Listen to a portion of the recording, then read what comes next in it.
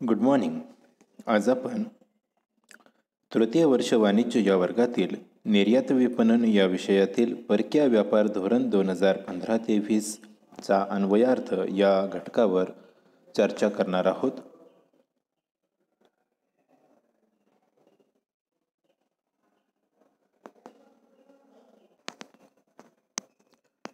भारत सरकार सर्वसाधारणपणे आयात निर्यात धोरण जे आहे ते 5 वर्षांसाठी जाहीर करत असते. आयात निर्यातीच्या माध्यमातून देशाचा विकास होतो, देशाला परकीय चलन मिळते, तसेच उद्योगधंद्यांना अनुकूल असे वातावरण तयार होते, त्यांना जास्तीत जास्त नफा मिळवता येत असतो. भारत सरकार हे व्यापाराचं धोरण जे आहे ते 5 वर्षांसाठी जाहीर करत असते. भारत सरकारच्या वाणिज्य मंत्रालयामार्फत हे धोरण जाहीर केले जात असते आणि ते धोरण जाहीर करत असताना निर्यातीची उद्दिष्टे साध्य करण्यासाठीच्या उपाययोजना ज्या आहेत त्या या धोरणामध्ये राबवलेल्या असतात. सन 2004 मध्ये भारत सरकारनं आयात निर्यात धोरण जे आहे त्याचं नाव बदललं आणि त्याचं नाव जे आहे ते परकीय व्यापार धोरण, इंग्रजीमध्ये फॉरेन ट्रेड पॉलिसी असं या ठिकाणी केलेलं आहे. सध्याची जर आपण परिस्थिती जर पाहिली तर परकीय व्यापार धोरण जे आहे ते 2015 ते 20 या कालावधीसाठीचं सध्या चालू आहे. 2015 ते 20च्या परकीय व्यापार धोरणाची घोषणा केंद्रीय वाणिज्य मंत्री श्रीमती निर्मला सीतारामन यांनी 1 एप्रिल 2015 रोजी केली होती आणि त्याच वेळेला भारतीय वस्तू आणि सेवांच्या निर्यातीमध्ये दुप्पट वाढ करण्याचं उद्दिष्ट म्हणजेच सन 2020 पर्यंत $900 बिलियन एवढी निर्यात करण्याचं उद्दिष्ट ठेवलेलं होतं. आणि या पंचवार्षिक धोरणामध्ये भारतीय निर्यातदारांना वेगवेगळ्या सवलती देण्यात आलेल्या होत्या. त्या सवलतींमध्ये भारतीय योजनेप्रमाणे व्यापारी वस्तूंची निर्यात करणं, त्याचबरोबर भारतीय योजनांप्रमाणे सेवांची निर्यात करणं, निर्यात वृद्धी भांडवली वस्तू योजना, त्याचबरोबर EOUs आणि STPs योजना, व्यावसायिक पात्रताधारक, स्वयं प्रमाणपत्र म्हणजेच मान्यताप्राप्त निर्यात योजना, त्यानंतर ऑनलाईन दस्तऐवज, ई-कॉमर्स निर्यात, गुणवत्ता तक्रारी आणि व्यापारी वादविवाद, त्याचबरोबर करामध्ये सवलत किंवा संरक्षण सामग्रीची निर्यात या गोष्टींचा समावेश त्यामध्ये होता. परकीय व्यापार धोरण 2015 ते 20 मध्ये ज्या धोरणांचा समावेश केलेला आहे किंवा जे व्यापारी धोरणं अवलंबलेली आहेत त्याचा अन्वयार्थ या ठिकाणी असं आपण पाहणार आहोत. प्रथमतः पहिला अन्वयार्थ जो काढलेला आहे तो म्हणजे भारतातच तयार करा, boost to make in India. भारत सरकारनं फॉरेन ट्रेड पॉलिसी 2015-20 मध्ये प्रथमतःच हे धोरण राबवलं, भारतातच तयार करा, ज्याला इंग्रजीमध्ये म्हटलं जातं मेक इन इंडिया. आणि याची मोठ्या प्रमाणावरती घोषणा जी करण्यात आली त्याचं समर्थनसुद्धा मोठ्या प्रमाणावरती झालेलं आपल्याला पाहायला मिळतं. याचा हेतू जो आहे तो भारतामध्येच EPCG अंतर्गत भांडवली वस्तू भारतीय उत्पादकांनी तयार करून भारतीय निर्यातदारांना मदत करावी हा उद्देश त्याचा आहे. उत्पादक जे आहेत त्या उत्पादकाला एकूण उत्पादनाच्या 90% मालाची निर्यात करावी लागते आणि त्यावेळेस 6 वेळा कर माफ होतो. असे आता हीच जबाबदारी जी आहे ती 75% आणलेली आहे. मेसनुसार जर निर्यातदारानं उत्पादनामध्ये स्थानिक मालाचा जर वापर केला असेल तर त्याला मोठ्या प्रमाणावरती फायदे दिले जातात आणि वस्तू जी आहे ती भारतातच तयार करा या योजनेमुळं सामर्थ्य त्या ठिकाणी या देशाला प्राप्त होईल असा एक अंदाज वर्तवला जातो. मेक इन इंडिया या नावानं ही योजना संपूर्ण भारतामध्ये त्याचा विचार केला गेला.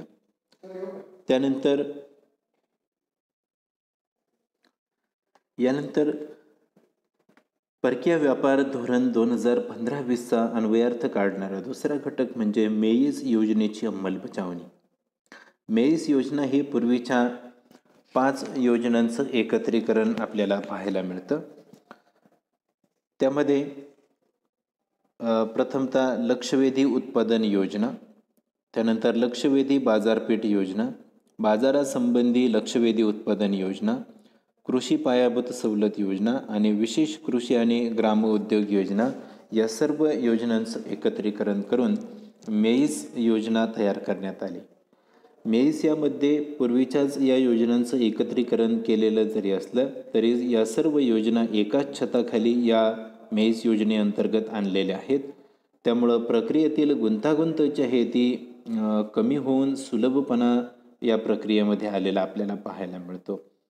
अनेक वेळा अडचणी अशा होतात की या सर्व योजना जर एकाच छताखाली नसतील तर संबंधित जो कोणी निर्यातदार असेल त्याला वेगवेगळ्या ऑफिसेसमध्ये किंवा वेगवेगळ्या योजनांच्या उपक्रमांमध्ये त्या ठिकाणी जाऊन माहिती घ्यावी लागते. तसेच कागदपत्रांची जी काही पूर्तता असेल किंवा प्रक्रिया जी असेल ती पूर्ण करावी लागत असते. परंतु सध्या या पाचही योजनांचं एकत्रीकरण करून एकाच छताखाली आणल्यामुळं निर्यातदार किंवा त्याचा फायदा घेणारे जे कोणी व्यापारी असतील त्यांना हे काम अतिशय सुलभ त्या ठिकाणी झालेलं आहे. म्हणजेच गुंतागुंत कमी करण्याचा प्रयत्न केलेला आहे. त्याचबरोबर ही जी योजना आहे किंवा मेस योजनेअंतर्गत जे काही सवलती किंवा लाभ जे दिले जाणार आहेत त्या देत असताना बऱ्याच अंशी ऑनलाईन करण्याचा प्रयत्न केलेला आहे. त्यामुळं निर्यातदाराला ही पद्धती अजून सोपी जाते. निर्यातदारांना मोठ्या प्रमाणावर कर सवलती मिळतील आणि जास्तीत जास्त वस्तूंचं उत्पादन जागतिक बाजारपेठेमध्ये जाईल याचा विचार या योजनेखाली केलेला आपल्याला पाहायला मिळतो. आणि या माध्यमातून आपल्या देशाची जी काही निर्यात आहे ती मोठ्या प्रमाणावरती काय होईल, वाढेल. त्यानंतर सेईस योजनेची अंमलबजावणी. ह्या योजनेप्रमाणे सेवा पुरवणारे जे काही पुरवठादार आहेत ते पुरवठादार परंतु ते भारतात असणारे असावेत. भारतीय सेवा पुरवणारे असे नकोत, इंडियन सर्व्हिस प्रोव्हायडर नकोत, तर ते भारतामध्ये असणं गरजेचं आहे. म्हणजेच भारतातून सेवा पुरवणाऱ्या निर्यातदारास मोठ्या प्रमाणावर लाभ आणि सवलती मिळणार आहेत. विविध प्रकारच्या सेवा मोठ्या प्रमाणावर जर पुरवल्या असतील तर निर्यातदाराला त्याचे मोठ्या प्रमाणावरचे लाभ आणि देशाच्या सेवांच्या निर्यातीमध्ये सुद्धा प्रचंड वाढ होत असते. त्यामुळं हा सुद्धा भाग आपल्या दृष्टिकोनातून अन्वयार्थ काढताना महत्त्वाचा मानला जात असतो. त्यानंतर EOUS आणि STPS योजनांची जी काही कार्यवाही आहे तो सुद्धा एक अन्वयार्थ 2015 ते 20च्या परकीय धोरणातून काढलेला आपल्याला पाहायला मिळतो. निर्याती भूमिका असणाऱ्या ज्या काही संस्था आहेत ज्याला आपण EOUs असं म्हणत असतो, इलेक्ट्रॉनिक्स हार्डवेअर तंत्रज्ञान उद्यान त्याचबरोबर जैव तंत्रज्ञान उद्यान यांनी जर मोठ्या प्रमाणावर निर्यात केली असेल तर अशा उद्योगांना अनेक लाभ आणि सवलती देण्यात येणार आहेत. या सवलतींची मुदत 1 वर्षाने वाढवण्यात सुद्धा आलेली आहे. त्याचप्रमाणे व्यवसायाप्रमाणे वेगवेगळे लाभसुद्धा देण्यात येत असतात. सर्वात महत्त्वाचं म्हणजे या संस्थांना मोठ्या प्रमाणावर निर्यात करता यावी यासाठी म्हणून काही पायाभूत सुविधासुद्धा उपलब्ध करून दिलेल्या आहेत. थोडक्यात सांगायचं जर झालं तर ह्या सर्व संस्थांकडून मोठ्या प्रमाणावर परकीय चलन जे आहे ते देशाला मिळावं आणि देशाच्या निर्यातीमध्ये वाढ व्हावी. त्याचबरोबर काही करांच्या माध्यमातून देशाला त्याचा फायदा त्या ठिकाणी व्हावा हा एकमेव उद्देश या EOUS आणि STPS योजनांच्या कार्यवाहीचा आपल्याला पाहायला मिळतो किंवा त्याचा एक अन्वयार्थ या पद्धतीनं आपण काढत असतो. त्याचबरोबर मान्यताप्राप्त निर्यात योजनांची कार्यवाही. व्यावसायिक पात्रताधारकांना त्यांनी पूर्ण भारतीय बनावटीच्या वस्तूंचं जर उत्पादन केलं असेल तर त्यांना स्वयंप्रमाणपत्र योजना लागू करण्यात आलेली आहे, ज्याला इंग्रजीमध्ये सेल्फ सर्टिफाय असं या ठिकाणी आपण म्हणत असतो. म्हणजेच भारतामध्येच त्या वस्तू बनवल्या गेल्या पाहिजेत, प्लस त्याचं जे असणारं कच्चं मटेरियल जे आहे किंवा ज्याला आपण रॉ मटेरियल असं म्हणतो ते सुद्धा भारतातलंच वापरणं गरजेचं आहे. चांगल्या गुणवत्तेच्या वस्तू जगाच्या बाजारपेठेपर्यंत पोहोचवणं हा हेतू या ठिकाणी या मान्यताप्राप्त निर्यात योजनांच्या कार्यवाहीचा असल्याचा आपल्याला दिसून येतो. म्हणजेच भारतामध्ये चांगल्या गुणवत्तेच्या वस्तू ज्या आहेत त्या तयार करायच्या, त्यासाठी लागणारं मटेरियलसुद्धा भारतातलंच वापरायचं, परंतु अशा चांगल्या गुणवत्तेच्या वस्तू ज्या आहेत त्या जगाच्या बाजारपेठेमध्ये विकायच्या आणि त्यातून मोठ्या प्रमाणावर परकीय चलन आपल्याला मिळवायचा असा उद्देश असतो. भारत आणि इतर देशांच्या कराराचा फायदा मिळवणं एवढाच फक्त मर्यादित उद्देश नसून निर्यात प्रक्रियेमध्ये सुलभता आणणं हा सुद्धा एक महत्त्वाचा फायदा अशा निर्यातदारांना मिळत असतो. त्यानंतर पात्रताधारकांसाठी संभाव्य निर्यातीची अंमलबजावणी. पात्रताधारक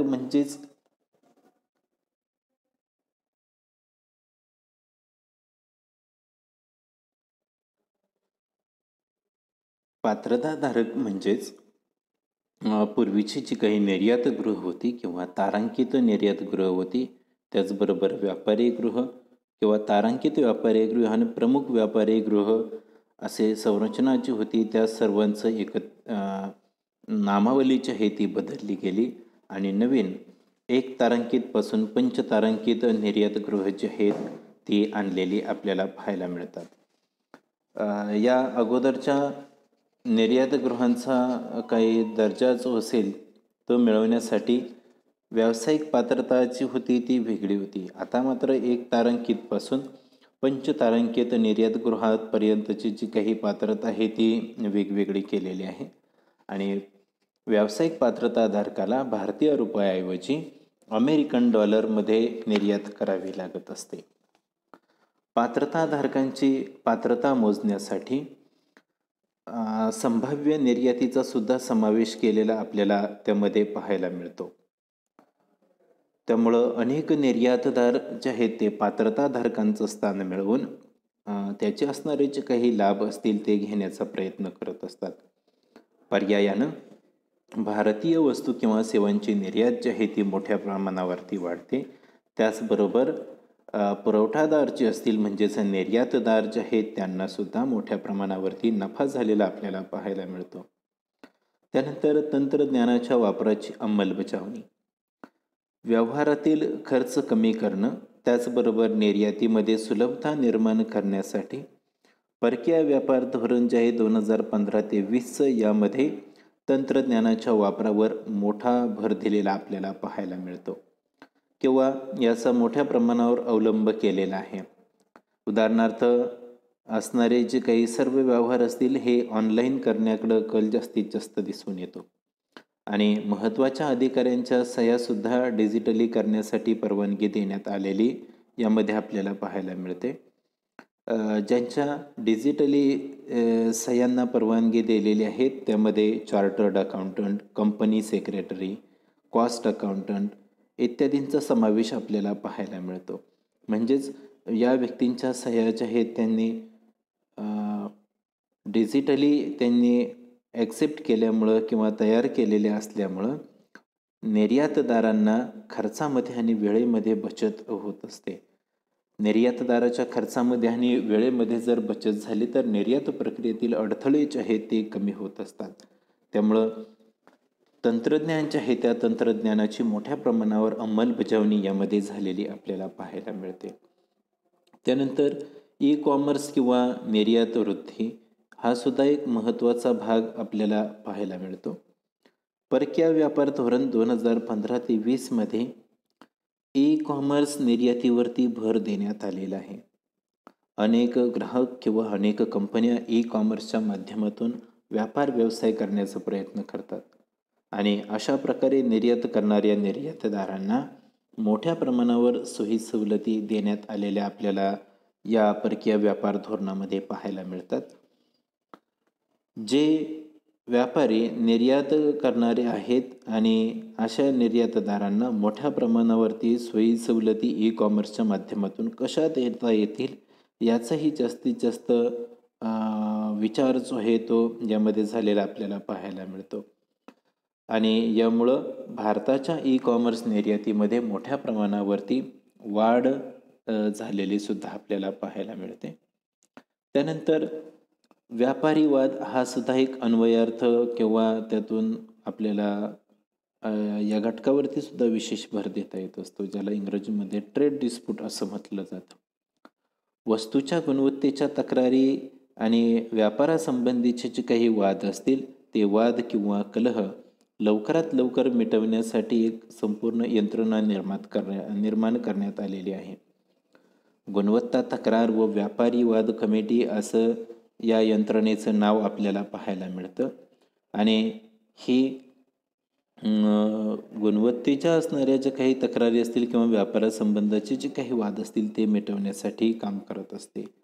आणि त्यासाठी DGFTनं 22 कार्यालये यासाठी सुरू केलेली आपल्याला पाहायला मिळतात. विविध संस्था सभासद म्हणून या ठिकाणी काम पाहत असतात आणि त्यांच्या माध्यमातून APC, FIUS, अपेडा, EICS यांच्यातील वाद त्या ठिकाणी त्वरित मिटले पाहिजेत अशा अर्थानं किंवा अशासाठी ही यंत्रणा काम करत असते. यामुळं देशाची जी काही जागतिक बाजारपेठेमध्ये असणारी प्रतिमा आहे ती चांगली निर्माण होत असते आणि निर्यातीमध्ये मोठ्या प्रमाणावर वाढ झालेली आपल्याला पाहायला मिळते. त्यानंतर सेजची असणारी वृद्धी ही सुद्धा एक महत्त्वाची बाब या 2015 ते 20च्या परकीय व्यापार धोरणामध्ये आपण त्याचा उल्लेख करू शकतो. कारण भारतामध्ये सेजची वाढ मोठ्या प्रमाणावर व्हावी म्हणून मेईस आणि सेज या योजनेअंतर्गत सेजला अनेक सवलती आणि लाभ जाहीर करण्यात आलेले आहेत. सेजमध्ये सहभागी असणारे जे काही उद्योग व्यवसाय आहेत त्यांनी या योजनांचा मोठ्या प्रमाणावर लाभ घेतलेला आपल्याला पाहायला मिळतो. यानंतर उत्कृष्ट निर्यात योग्य शहरं त्यांची असणारी यादी आणि त्या संदर्भामध्ये चर्चा आपण करणार आहोत. भारतामध्ये अनेक शहरं भौगोलिक ठिकाणापासून कार्यरत औद्योगिक समूहापर्यंत मोठ्या प्रमाणावर निर्यात करीत असतात आणि भारताच्या परकीय चलनामध्ये वाढ करीत काही शहरांचा सहभाग जो आहे किंवा कार्यभाग जो आहे तो उत्कृष्ट निर्यातीमध्ये त्या ठिकाणी नोंदवलेला आपल्याला पाहायला मिळतो. अशा शहरांना उत्कृष्ट निर्यात योग्य शहरांचा दर्जा देण्यात आलेला आहे. उदाहरणार्थ दार्जिलिंगमधून भारत चहा निर्यात करत असतो. मग या शहरांना कार्यतर औद्योगिक समूहामध्ये सार्वजनिक मान्यता देणं गरजेचं असतं आणि अशी मान्यता देण्याचं काम या उत्कृष्ट निर्यात योग्य शहरांच्या यादीमार्फत होत असतं. तर अशी काही शहरं असतात की जी निर्यातीत उतरतील आणि निर्यात व्यापारातील भारताचा हिस्सा वाढवतील. त्यांनाही विशेष प्रोत्साहन देऊन यामध्ये सहभागी केलं जातं. उत्कृष्ट निर्यात योग्य शहरांची संकल्पना जी आहे ती 2009 ते 2014च्या धोरणामध्ये निर्माण करण्यात आली होती. ऑगस्ट 2006मध्ये 11 शहरांनी कार्यरत औद्योगिक समूहामार्फत निर्यात करून भारताच्या निर्यातीत महत्त्वाचं योगदान दिलेलं आहे आणि म्हणून त्या शहरांना उत्कृष्ट निर्यात योग्य शहरांचा दर्जा देण्यात आलेला आहे. त्याचप्रमाणे परकीय व्यापार धोरण 2009 ते 2014मध्ये 7 शहरांना उत्कृष्ट निर्यात योग्य शहराचा दर्जा दिलेला आपल्याला पाहायला मिळतो. सध्याची जर परिस्थिती जर आपण बघितली तर उत्कृष्ट निर्यात योग्य शहरांच्या यादीमध्ये केरळ राज्यातील अरूर, एजुपुन्ना, कोडंथुरुप आणि कुथाईथोडू ही शहरं या ठिकाणी सहभागी झालेले आपल्याला पाहायला मिळतात आणि यांच्यामार्फत सागरी खाद्यपदार्थ जे आहेत त्यांची निर्यात केली जात असते. त्याचबरोबर केरळमधीलच आलेपो नावाच्या उत्कृष्ट निर्यात योग्य शहरामधून काथ्याची जी काही उत्पादन आहेत त्याची निर्यात केली जाते. तामिळनाडूमधील अंबोर या शहरातून चामड्याच्या वस्तू ज्या आहेत त्या निर्यात केल्या जात असतात. त्यानंतर जम्मू आणि काश्मीरमधील अनंतनाग या शहरातून हस्तव्यवसायाच्या वस्तू ज्या आहेत त्या निर्यात केल्या जात असतात. राजस्थानमधील भिलवाडा येथील कपडा उद्योग किंवा वस्त्र उद्योग जो आहे तो विशेष उल्लेखनीय आहे आणि त्यामुळंच त्याचा उल्लेख जो आहे किंवा त्याची जी काही निवड आहे उत्कृष्ट निर्यात यादीमध्ये केलेली आपल्याला पाहायला मिळते. मध्य प्रदेशमधील इंदोर या ठिकाणाहून सोया आणि सोया संबंधित जी काही उत्पादनं असतील त्यांची निर्यात केली जाते. त्याचबरोबर मध्य प्रदेशातील देवास या शहरातून औषधांची निर्यात केली जात असते. राजस्थानमधील जयपूर आणि जोधपूर या ठिकाणी हस्तव्यवसाय जे आहेत त्या हस्तव्यवसायांच्या वस्तू निर्यात केल्यामुळं ही दोनही शहरं उत्कृष्ट निर्यात यादीमध्ये आलेली आपल्याला पाहायला मिळतात. त्यानंतर केरळमधील कन्नूर या ठिकाणाहून हातमागाच्या वस्तू निर्यात केल्या जात असतात. तसंच उत्तर प्रदेशातील कानपूरमधून चामड्याच्या वस्तू, तर तामिळनाडूतील कारूरमधील हातमागाच्या वस्तू, त्याचबरोबर उत्तर प्रदेशमधील खेकरामधून हातमागाच्याच वस्तू उत्पादित केल्या जातात आणि वितरित केल्या जात असतात. केरळमधील कोल्लममधून काजूची उत्पादनं विशेष करून भारत निर्यात करत असतो. पंजाबमधील उलन कापड जे आहे ते उलन कापड लुधियाना या शहरातून निर्यात केल्यामुळं उत्कृष्ट निर्यात योग्य शहरांच्या यादीमध्ये त्याची नोंद झालेली आहे.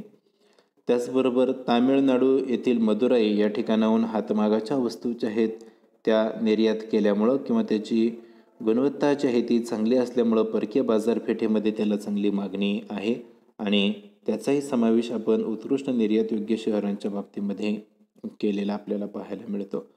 उत्तर प्रदेशमधील मलिहाबाद येथून बागायती उत्पन्न जे आहे ते निर्यात केलं जात असतं. हरियाणातील पानिपतमधून उलन ब्लँकेट्स निर्यात केली जात असतात. जम्मू काश्मीरमधील श्रीनगरमधून हस्तव्यवसायाच्या वस्तू ज्या आहेत ते विशेष करून निर्यात केल्यामुळं त्याचा उल्लेख जो आहे किंवा त्याचा समावेश जो आहे तो उत्कृष्ट निर्यात योग्य शहरांमध्ये केलेला आपल्याला पाहायला मिळतो. गुजरातमधील सुरत येथील हिरे आणि जड जवाहीर, त्याचबरोबर तामिळनाडूतील तिरपूरमधील होजेहरी वस्तू ज्या आहेत त्या या ठिकाणी निर्यात योग्य शहरांच्या माध्यमातून निर्यात केलेल्या आपल्याला पाहायला मिळतात. उत्कृष्ट निर्यात योग्य शहरं जे आहेत त्या उत्कृष्ट निर्यात योग्य शहरांना काही सवलती दिल्या जात असतात किंवा काही सोयीसुविधा पुरवल्या जात असतात. त्यामध्ये प्रथमतः मान्यताप्राप्त संघटना किंवा बाजारपेठ मदत उपक्रम सीलता योजनेअंतर्गत अशा शहरांना अग्रक्रमानं विपणनासाठी निर्यात वृद्धीचे प्रकल्प, निर्यात क्षमता वाढवण्यासाठी आणि तांत्रिक सेवा ज्या आहेत त्यांच्यामध्ये वाढ करण्यासाठी काही विशेष सेवा पुरवल्या जात असतात. सर्वसामान्य सेवा पुरवताना त्याचप्रमाणे या विभागामध्ये निर्यात वृत्ती भांडवली वस्तू योजनेअंतर्गत म्हणजेच EPCG अंतर्गत मिळणाऱ्या सर्व सोयीसुविधा ज्या आहेत त्या पुरवलेल्या आपल्याला या निर्यात योग्य शहरांसाठी पुरवलेल्या पाहायला मिळतात. निर्यातीसाठी पायाभूत विकास राज्य मदत, ज्याला आपण असाईड असं म्हणतो, या योजनेअंतर्गत सर्व सुविधा ज्या असतील त्याही या उत्कृष्ट निर्यात योग्य शहरांना पुरवल्या जात असतात. निर्यातीसाठी पायाभूत सुविधा ज्या आहेत त्या पुरवत असताना संबंधित सुविधा योग्य गुणवत्तेच्या त्याचबरोबर चांगल्या दर्जाच्या त्या संबंधित उद्योगांना पुरवल्या जाव्यात याकडे सुद्धा लक्ष दिलं जात असतं. संबंधित क्षेत्रामध्ये नवीन जे काही युनिट्स असतील त्या युनिटना परकीय व्यापार धोरणाप्रमाणे सर्व लाभ दिले जात असतात. ज्या विभागाची कार्यक्षमता 5 कोटी निर्यातीची असेल अशा औद्योगिक केंद्रांना उत्कृष्ट निर्यात शहराचा दर्जा द्यावा असाही उल्लेख या ठिकाणी आपल्याला पाहायला मिळतो. उत्कृष्ट निर्यात शहरं जे आहेत यासाठी मिळणारी 1000 कोटींची मदत कमी करून त्यातील 250 कोटी रुपये इतर व्यवसाय त्यामध्ये हातमाग, रत्ने, मौल्यवान खडे किंवा चामड्याच्या वस्तू असतील आणि सागरी उत्पादनं असतील यांच्यासाठी केलेली आपल्याला पाहायला मिळते. म्हणजेच 250 कोटी रुपयांची तरतूद या घटकांसाठी राखून ठेवलेली आपल्याला पाहायला मिळते. म्हणजेच उत्कृष्ट निर्यात योग्य शहरांच्या माध्यमातून अतिशय चांगल्या पद्धतीच्या वस्तू ज्या आहेत किंवा उच्च गुणवत्तेच्या वस्तू ज्या आहेत त्या निर्माण करून परकीय बाजारपेठांमध्ये त्याची विक्री केली जाते. त्यातून संबंधित उद्योग व्यवसायांना सुद्धा मोठ्या प्रमाणावरती नफा मिळत असतो आणि देशाला सुद्धा परकीय चलनाच्या माध्यमातून त्याचबरोबर कराच्या माध्यमातून चांगल्या प्रकारचं उत्पन्न मिळत असतं.